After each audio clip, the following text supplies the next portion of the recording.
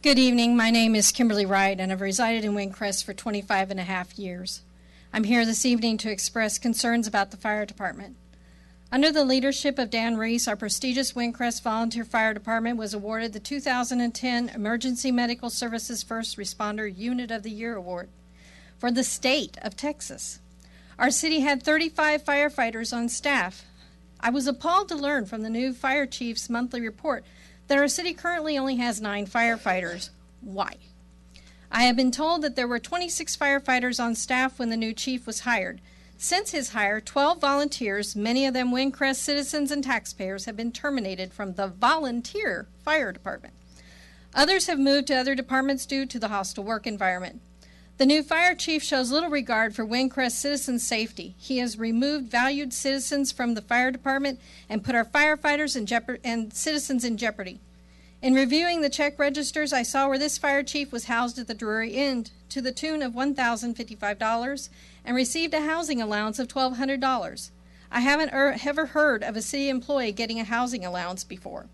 Additionally, he is reimbursed for mileage in the amount of $963 each month. Well, for a total for each month.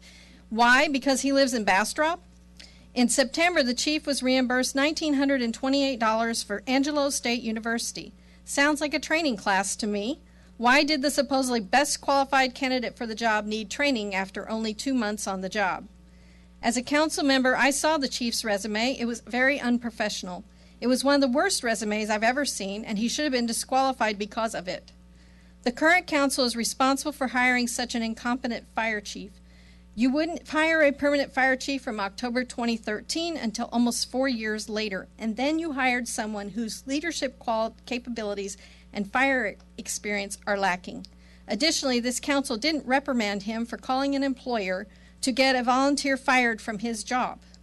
We do not need a fire chief with Homeland Security training. We need someone with fire experience. At least one firefighter has been injured under this chief, and there was a house fire on Spindrift which had to wait for another department to respond because 2 of our units were out of service. This is Windcrest. That doesn't happen here. I'm calling for the resignation of the fire chief, and if he doesn't, the council members should fire him. Last year's council under the former mayor has damaged our city's reputation of excellence in fire safety.